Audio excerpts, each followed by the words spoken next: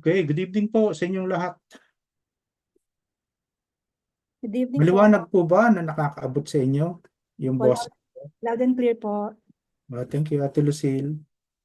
Okay, bago po tayo magsimula, mga kapatid, no? Although meron tayong konting delay, pero sikapin po natin na mabawi po yun, no? Tayo po'y sama-samang yumuko at manalangin sa ating Diyos na buhay, aming Amang Banal o Diyos na makapangyarihan sa lahat. Kami po, Panginoon, sa oras na ito ay sama-samang nagpapakumbaba sa iyo sa paanan ng iyong trono. Nagsusumamo kami at humihingi ng tulong. Gabay mo, dakilang Diyos.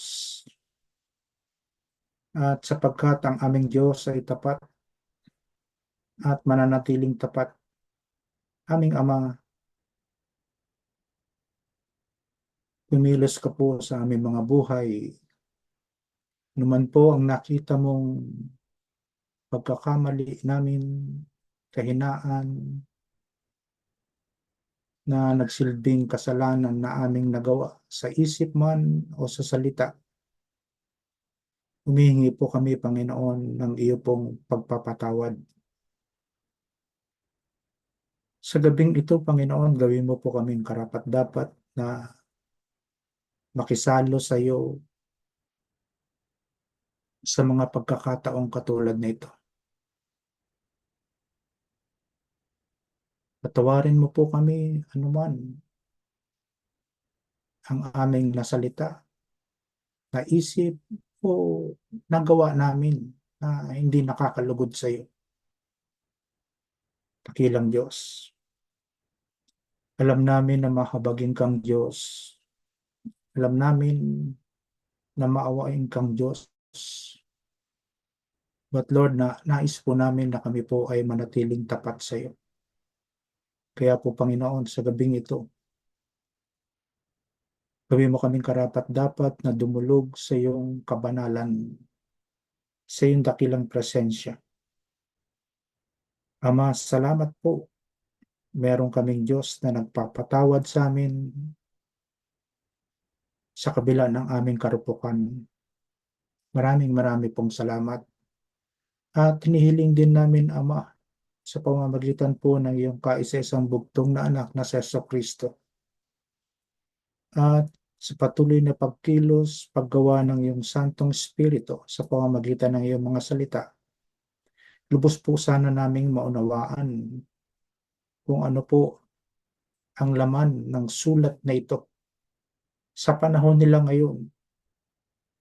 At kung ito po ay mailalapat namin sa panahon namin ngayon, tulungan nawa kami ng iyong Santong Espiritu. Ipaunawa mo po sa amin ang lahat ng kahalagahan nito upang kami ay tunay na makapamuhay sa mundong ito na aming ginagalawan, sapagkat kami ay nakikiraan lamang sa mundong ito, O Diyos. Kaya po, Panginoon, patuloy mo kaming samahan hanggang sa matapos po namin ang gabing ito na itinakda mong pagsamba para sa iyong mga salita. Marami pong salamat. Sa iyo ang lahat ng papuri, pagsambat, pagdakila, magpakailanman. Amen and amen. Makikita niyo po sa inyong screen, mga kapatid, ang pamagat ng ating pong naumpisahan noong last Sunday po. Ano po na, nag-umpisa lang tayo. At makikita niyo po ang tatlong salita, no? Kaugnayan natin sa Diyos. Pero ang Diyos ang unang nakipag-ugnayan sa atin bago tayo nakipag-ugnayan sa Diyos. So meron pong pinagkasunduan na makikita niyo po doon sa ating pong babasahin, no? Sa unang sulat ni Pedro, Kabanata 2, uumpisahan natin yan mula sa talatang 1 hanggang 25. Kaugnayan, paggalang. Ang paggalang pong binabanggit dito ay ang mga tumatayong leader sa ating bansa na madalas po natin pinapanalangin, no? Na po, ipinapanalangin natin, no? Yung una, yung ugnayan natin, no? Na makikita nyo po dito, ha? Mapag-aaralan nyo. Kaya po yung mga tumatayong ah, facilitator po, no? Ng bawat grupo, ay mag-note po tayo. Po, gawa na tayo po ng sarili nating note. Kaugnayan natin, no? Sa Diyos. At paggalang sa mga leader po ng bansa. Kaya madalas natin ipinapanalangin ang bansang Israel po. Makikita niyo po kung ano ang kahalagahan sa sulat na ito ni Apostol Pedro. At huwarang halimbawa, wala tayong ibang huwarang halimbawa kung hindi ang ating dakilang pastor. Mga kapatid, kaugnayan, paggalang, huwarang halimbawa. Okay, basahin po natin ng isa-isa, no? Mula sa unang aklat ni Pedro, buklatin po natin ang sulat niya. Kaya nga, talikuran na ninyo ang lahat ng kasamaan. Mga mananampalataya po ito, na nagkalat, naglipana po, no, doon sa mga lalawigan po na nabanggit po sa 1 Peter. Sabi niya ganyan, kaya nga talikuran na ninyo ang lahat ng kasamaan, ang lahat ng pandaraya, pagkukunwari, pagkainggit, at paninirang puri. 4 na salita po ang binanggit, ha? Pandaraya, pagkukunwari, pagkainggit, at paninirang puri. Yan po'y laganap sa buong mundo, mga kapatid. Kahit saan po yan nangyayari. Maging sa loob ng church, nangyayari po yan, mga kapatid. Hindi po yan isusulat, no, sa banal na kasulatan kung hindi po nagaganap yan. Kaya tuloy verse 2 po, gaya ng sanggol kayo'y manabik sa dalisay na gatas na espiritual upang lumago kayo tungo sa kaligtasan. Sapagkat naranasan na ninyo ang kabutihan ng Panginoon.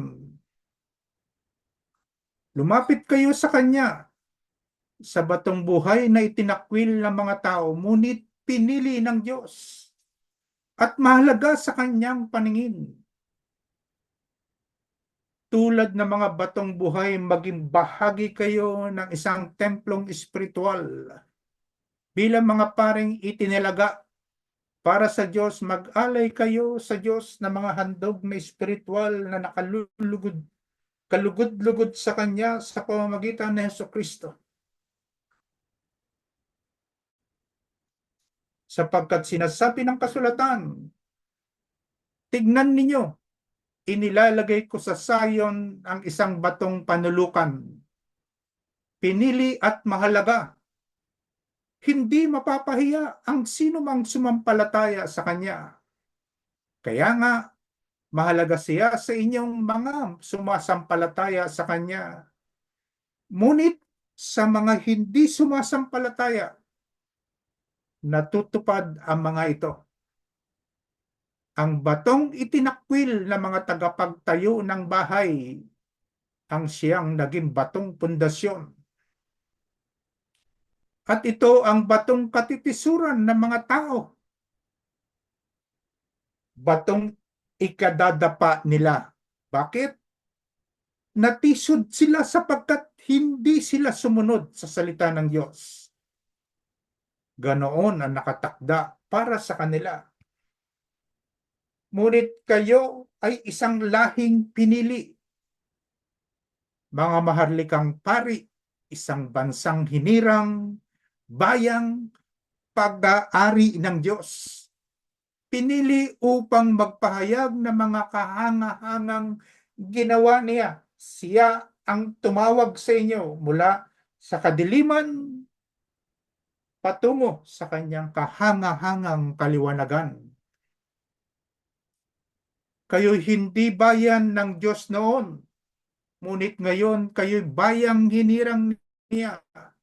Noon ay hindi kayo nakatanggap ng habag, ngunit ngayon tumanggap na kayo ng kanyang habag. Mga minamahal, nakikiusap ako sa inyo bilang mga dayuhan at pansamantalang naninirahan lamang sa daigdig na ito. Talikuran na ninyo ang mga pagnanasa ng laman na nakikidigma sa inyong mga sarili. Mamuhay kayo ng maayos sa gitna ng mga hintil upang kahit na paratangan nila kayo ng masama, makikita nila ang inyong mabubuting gawa at magpupuri sila sa Diyos sa araw ng kanyang pagdating. Talatang 13, alang-alang sa Panginoon, pasakop kayo sa lahat ng may kapangyarihan sa bayan. Sa emperador na siyang pinakamataas na kapangyarihan, at sa mga gobernador na isinugo niya upang magparusa sa mga gumagawa ng masama at magparangal sa mga gumagawa ng mabuti. Nais ng Diyos na sa pamamagitan ng inyong wastong pamumuhay ay mapatigil ninyo ang mga hangal sa kanilang kamangmangan. Mamuhay kayong tulad ng mga taong malaya, subalit huwag ninyong gawing dahilan sa paggawa ng masama ang inyong kalayaan. Sa halip, mamuhay kayo bilang mga alipin ng Diyos. Igalang ninyo ang lahat ng tao at mahalin ang mga kapatid kay Kristo. Mamuhay kayo ng may takot sa Diyos. Igalang ninyo ang emperador. Mga alipin, magpasakop kayo sa inyong mga amo. At igalang ninyo sila, hindi lamang ang mga mababait at mapagbigay, kundi pati ang malulupit. Sapagkat kapuri-puri ang nagtitiis ng parusa kahit walang kasalanan bilang pagsang-ayon sa kalooban ng Diyos. May pagmamalaki ba ang magtiis ng parusa kung ito ay dahil sa paggawa ng masama? Hindi. Ngunit kung magtiis kayo ng hirap sa kabila ng paggawa ninyo ng mabuti, mga kapatid, pagpapalain kayo ng Diyos. Ang pagtitiis ng hirap ay bahagi ng pagkatawag sa inyo ng Diyos, sapagkat nang si Kristo ay magtiis para sa inyo, nag-iwan siya sa inyo ng isang halimbawa na dapat ninyong lubos na tularan. Hindi siya gumawa ng anumang kasalanan o nagsinungaling kailanman. Nang siya'y insultuhin, hindi siya gumanti ng insulto. Nang siya'y pahirapan, hindi siya nagbanta. Sa halip, ipinaubaya niya ang lahat sa Diyos na makatarungan kung humatol. Sa kanyang pagkamatay sa krus, pinasan niya ang ating mga kasalanan upang tayo mamatay na sa kasalanan at mamuhay ng ayon sa kalooban ng Diyos. Sa pamamagitan ng kanyang mga sugat, kayo'y pinagaling.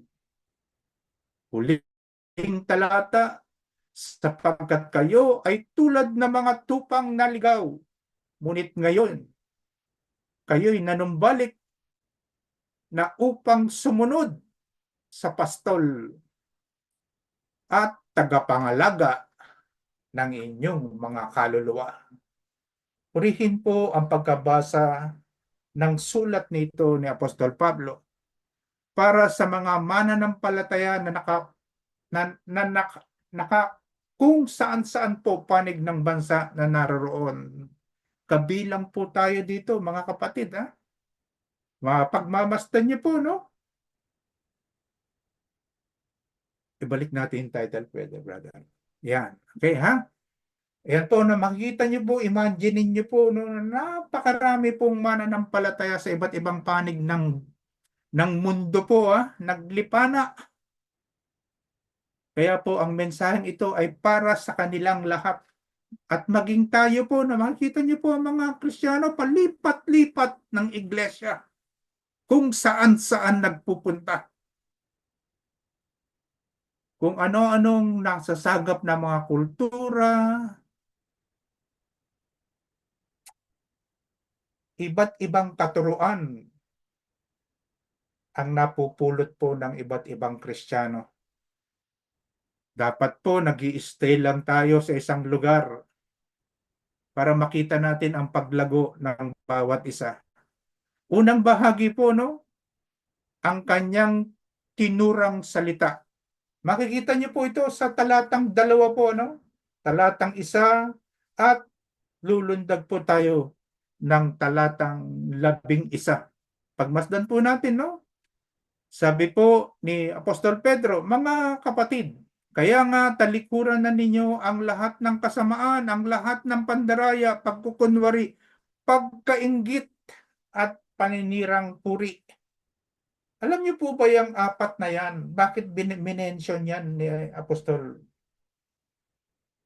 Pedro po, no? Sa mga mananampalataya. Ito po yung nasa atin pagkatao na pinanggagalingan po ng mga dibisyon. Even po sa tahanan, mga kapatid, sa iglesia, sa malalaking kumpanya. Pagmasdan niyo po, yung mga nagtatrabaho po, no? Makikita niyo po dyan, no? Even po doon sa politics po, makikita niyo yan, no? At sa atin po, sa atin bilang Kristiyano, namamayagpag po yan, no? Pandaraya, pagkukunwari, pagkainggit, at paninirang puri. Hindi lamang po yan mapagmamasdan niyo po, no? Sa secular po, no? Maging sa loob ng iglesia po. Alam po yan ng may akda na sumulat si Apostol Pedro.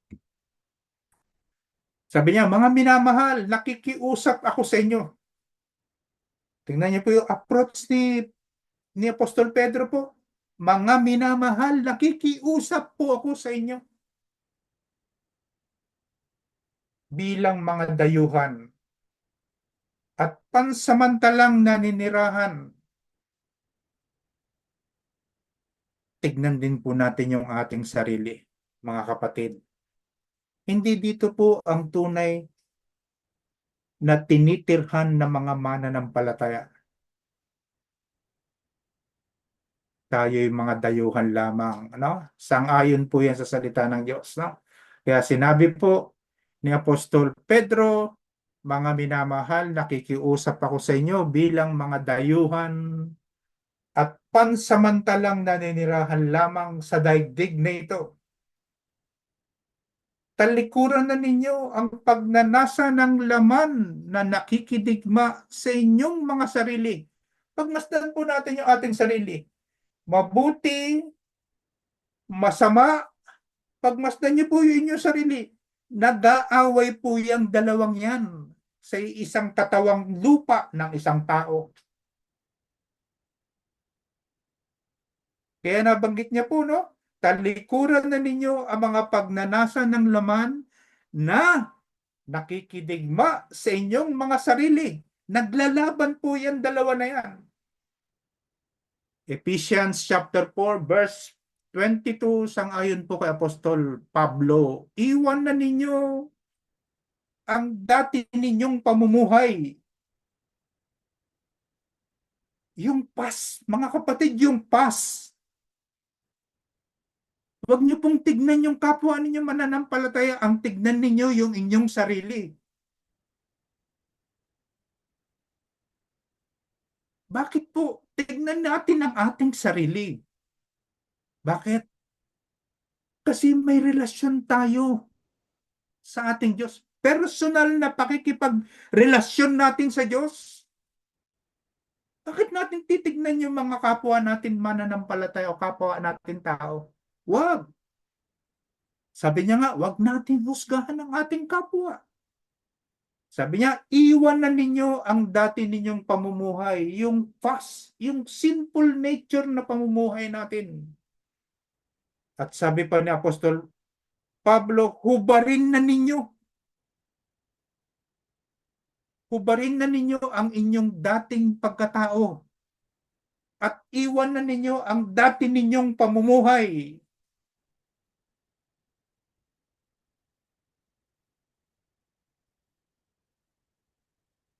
Hubarin na ninyo ang inyong dating pagkatao na nasisira dahil sa masasamang pagnanasa. Sapagkat wala na po yung dati ninyong pagkatao na nasisira, nabubulok. Kayo'y bago na. Pinalitan na ng Diyos, mga mananampalataya. Pinalitan na ng Diyos ng katawang hindi nasisira.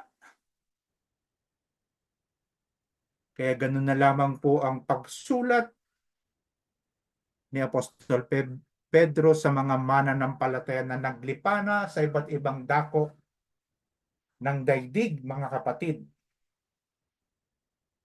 Uulitin ko po, no, iwan na ninyo ang dating pamumuhay. Magpapakatotoo na po tayo, mga kapatid. Hubarin na ninyo ang dating ninyong pagkatao na nasisira. Yung pong wala pa tayong narinig na salita ng Diyos, walang nangangaral sa atin na salita ng Diyos, walang sumasama sa atin na Espiritu Santo ang salita ng Diyos. Yun po yung katawan na nasisira dahil sa masasamang pagnanasa. Kaya binanggit niya po yung apat na salita po, no, sa umpisa pa lang po, no? Binanggit niya po, no? Ano po yun? Pandaraya, pagkukunwari, pagkainggit, at paninirang puri. Mga kapatid, abante po tayo. Sabi sa Epeso, Kabanata 4, sang-ayon pa rin kay Apostol Pablo po, no? Kay Saulo po, ang lumang pagkatao niya, ang pangalan niya Saulo. Nung mabago siya, naging Pablo. Alisin na ninyo ang lahat ng sama ng loob, puot at galit.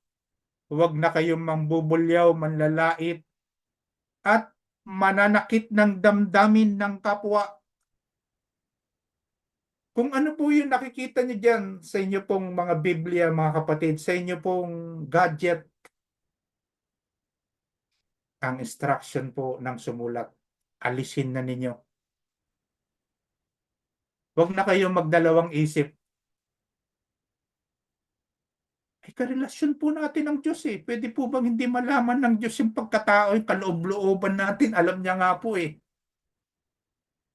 Kaya po kung talaga po tayo ay born again Christian, isinilang na magmuli sa pangalawang pagkakataon sa Espiritu ng Diyos, na inyong tinanggap ang salita ng Diyos.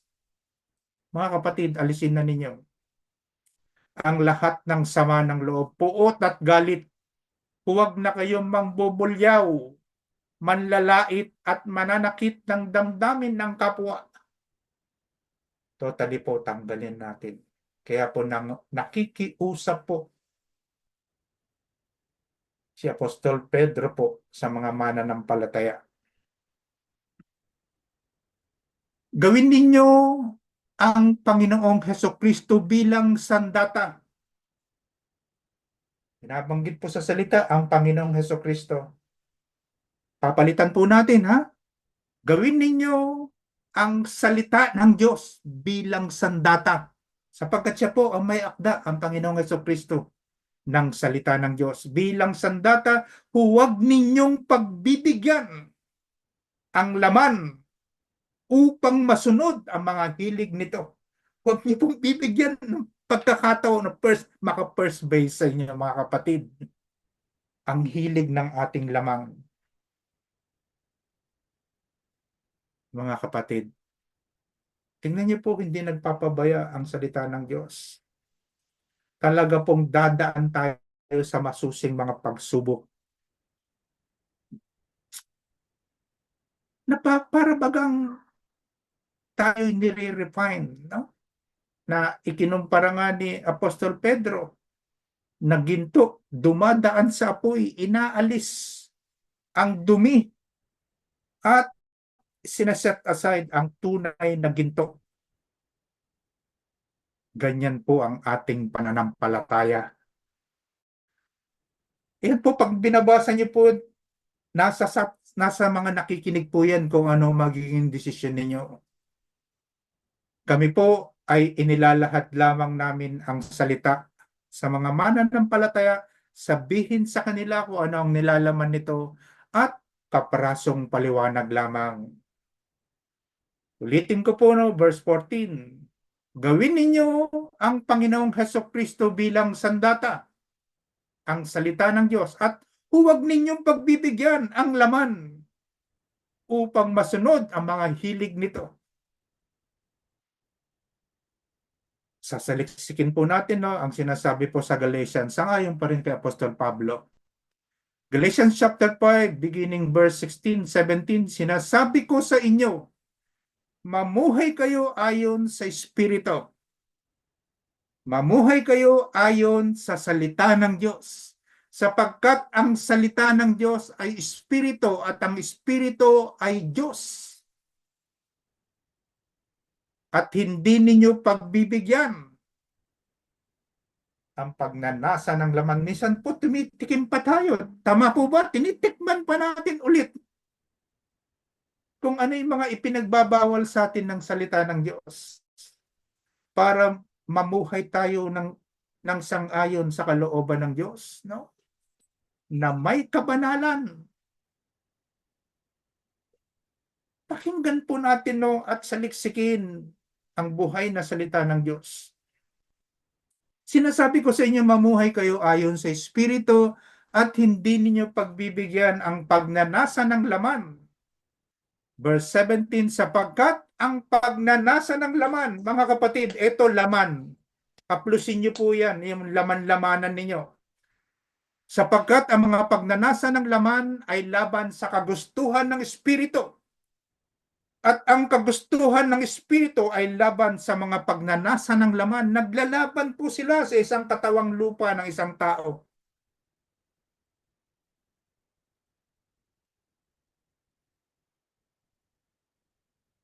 Sa mga pagnanasa ng laman, magkalaban ang dalawang ito.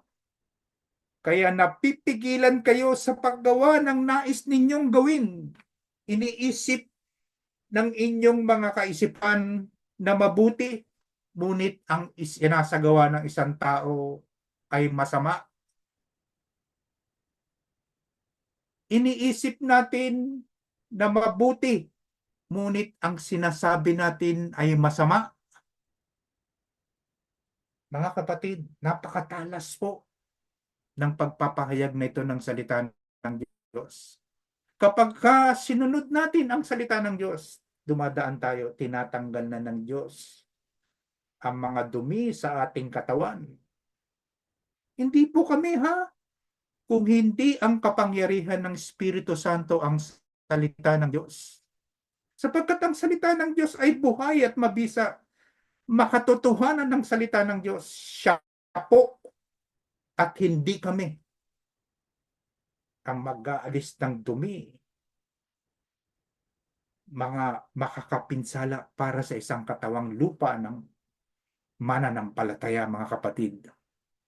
Pagmasdan niyo po, no, hindi po nagpapabaya ang Diyos, ang salita niya, sapagkat ang mga pagnanasa ng laban ay laban sa kagustuhan ng Espiritu. At ang kagustuhan ng Espiritu ay laban sa mga pagnanasa ng laman.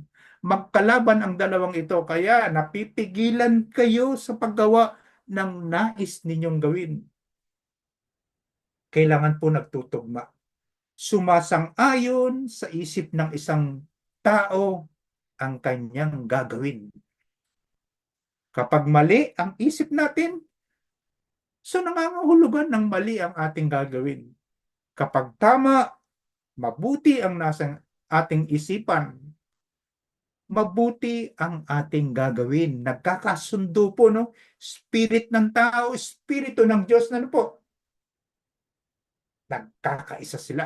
Nagkakasundo. Hindi sila naglalaban. Amen po ba, mga kapatid?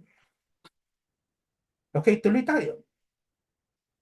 Sabi po sa aklat ni Santiago, saan nanggagaling ang inyong mga alitan? Tingnan niyo po sa inyong mga tahanan, sa inyong community, sa inyong pong pamayanan, no? Sa inyong iglesia, sa inyong mga iba't ibang ginagawa sa inyong opisina, sa inyong kumpanya, mga kapatid, maging sa gobyerno. Saan nanggagaling ang inyong mga alitan at pag-aaway? Hindi pa nagmumula iyan sa mga pagnanasa ng laman, pagnanasang naglalaban-laban sa inyong kalooban. Mga kapatid, pagbulay-bulayan po natin, no? Kami po ay nagpapahayag lamang ng salita ng Panginoon. Tuloy po tayo. Ano ang kanyang sinabi ni Apostol Pedro? Talikuran na ang kasamaan, pandaraya, pagkukunwari, pagkainggit at paninirang puri na makamundong pamumuhay. Yan po ay pawang gawa ng mga taong namumuhay sa laman.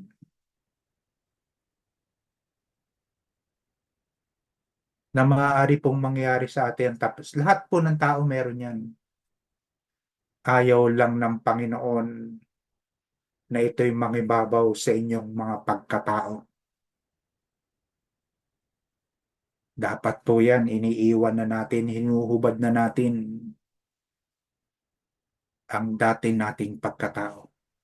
Iwinawaksin na natin ang masasamang gawain at pakaibigin natin ang mabuti, mga kapatid. Ano ang dapat nating gawin? Ano po? Ano ang dapat nating tanggapin? Manabik sa dalisay na gatas na espiritual. Yan, gaya ng sanggol. O, gumagamit po si Apostol Pedro po, no, ng isang larawan na katulad ng isang sanggol. Kayo'y manabik sa dalisay na gatas na espiritual upang lumago kayo tungo sa kaligtasan. Mga kapatid, huwag kayong lilihis, ha?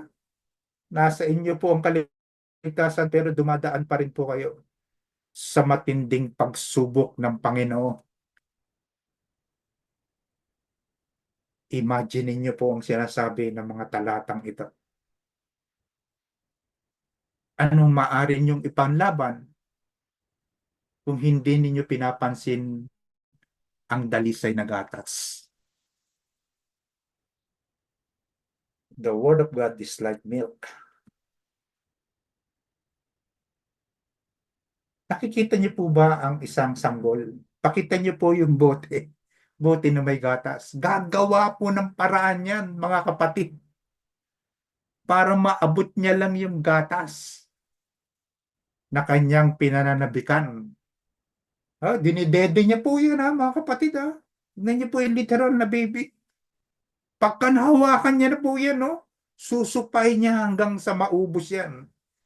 Ganyan din po yung sinasabi ni Apostol Pedro.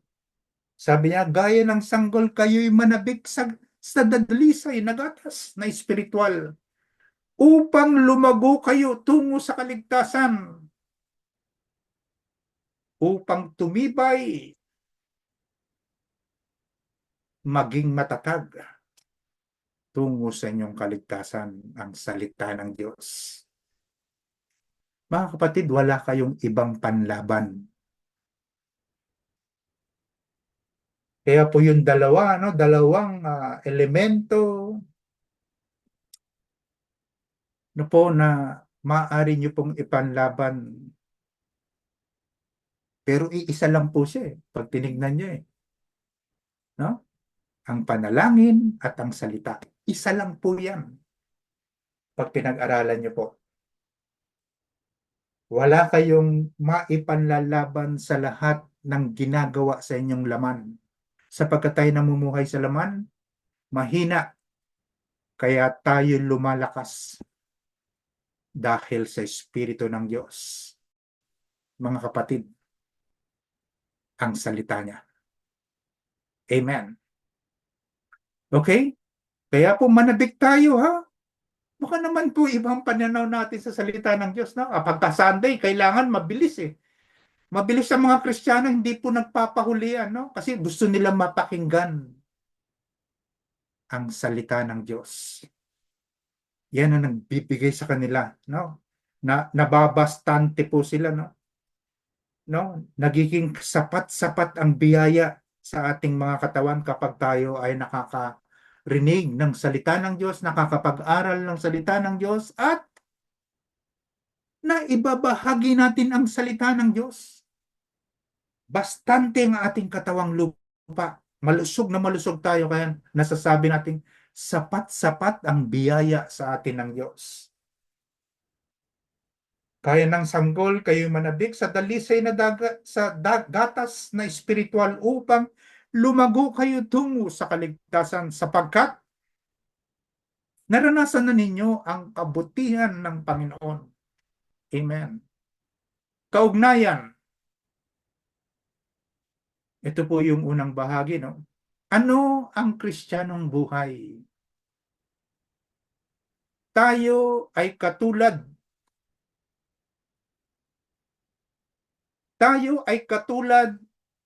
ng batong buhay, walang panghalina. Parang bato lang siya. Iniisip ng mga nakakakita po, no? Oy, batong buhay. Pero ganun lang po, no? Pero saliksikin po natin, no? Ang salita ng Diyos. Tulad ng mga batong buhay, maging bahagi kayo ng isang templong spiritual. Ang binabanggit po, no? Ang church.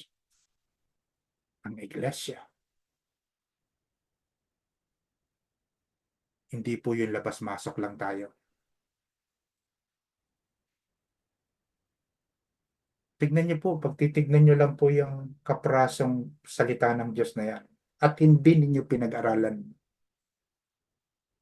Tulad ng mga batong buhay, maging bahagi kayo ng isang templong espiritual. Tayo ay mga paring itinalaga, mga naglilingkod, paring itinalaga ng Diyos para sa ating mga iglesia. Verse 5b, bilang mga paring itinilaga para sa Diyos, ang sinasabi po ni Apostol Pedro, mga kapatid, mag-alay kayo sa Diyos ng mga handog na espiritual, nakalugod-lugod sa Kanya sa pamamagitan ni Kristo Jesus. Maging bahagi kayo. Natatandaan niyo po ba yung nagkaroon tayo ng ministry pair sa church? Kung saan-saan po tayo napunta, no? Namili tayo, no? Namili tayo sang-ayon po sa inyong mga naging desisyon. Mga kapatid, kung ano man po yung ating mga naging desisyon, halimbawa po, tayo po ay nag-signature sa outreach department. Mga kapatid, pagtibayin po natin yon. Pagtibayin natin kung saan tayo inilagay ng Diyos. Kung tayo ay naglagda bilang mga reserve o mga guro sa Sunday school, mga kapatid, pagtibayin po natin.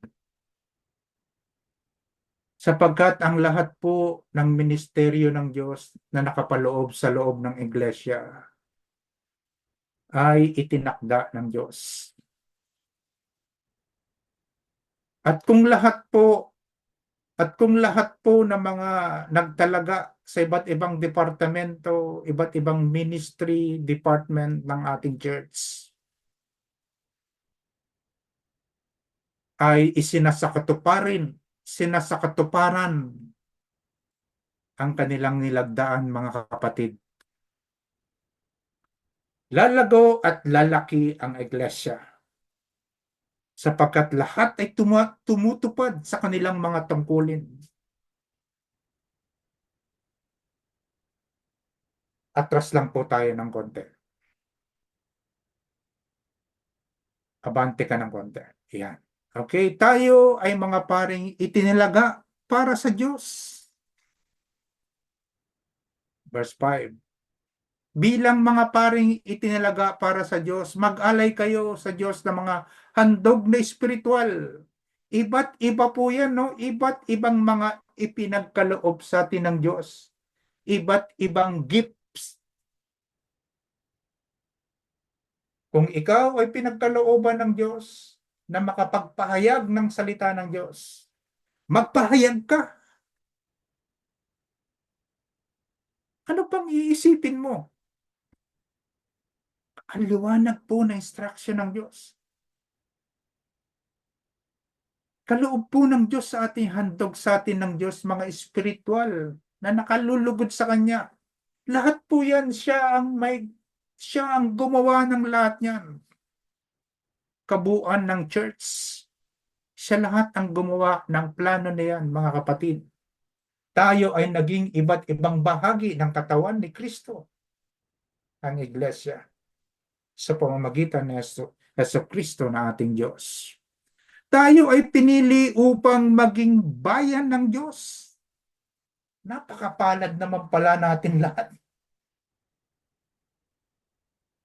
Sabi po sa talatang ito, Siyam. Okay, thank you, Brad. Tayo ay pinili upang maging bayan ng Diyos. Amen. Ngunit kayo ay isang lahing pinili, mga maharlikang pari. Bira, before the creation of heaven and earth. Ano po? Nakaplataforma na rin na tayo'y lingkod ng Diyos. Hindi lamang pinili ka para sa iyong kaligtasan, bagkus. Ano po natin yung nare-recall po sa ating mga isip, no? Noong mga panahon ni Moises, no? Hanguin mo ang bayang Israel, dalin mo sila sa akin para sumamba at maglingkod.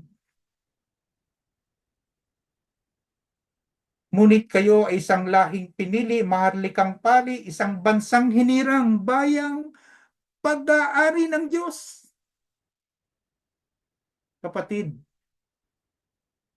nang tubusin tayo ng Diyos sa ating mga kasalanan, mamatay siya sa krus.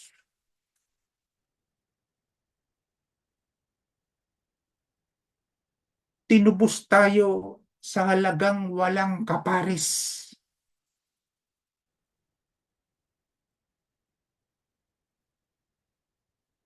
Kapatid, hindi ka na pag-aari ng mundong ito.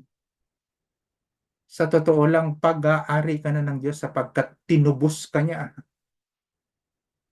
sa pagkakagapos, pagkaalipin ng kasalanan. Pinili upang magpahayag ng mga kahangahangang ginawa niya. Kapatid, pag-aari ka ng Diyos. At ang purpose sa iyo ng Diyos, kung ano ang nakita mong pagbabago sa iyong buhay, ipahayag mo ito. Ipahayag mo sa maraming tao ang kabutihan ng Diyos na ginawa sa iyong buhay. Ulitin ko lang po, dito tayo magtatapos mga kapatid, ha? At loobin po ng Diyos na ito po'y matapos natin sa mga susunod o sa mga susunod pa pong mga linggo. Po, si Pastor Dante muna po yung sa Sunday po, no? At siya medyo nakabawi na sa kanyang lakas. Ngunit, kayo isang lahing pinili mga maharlikang pari, isang bansang hinirang, bayang pag-aari ng Diyos, hindi ng mundong ito. Pinili upang magpahayag ng mga kahangahangang ginawa niya. Marami pong salamat sa inyong matyagang pakikinig. At ang Diyos po ang magpala sa ating lahat. God bless you all.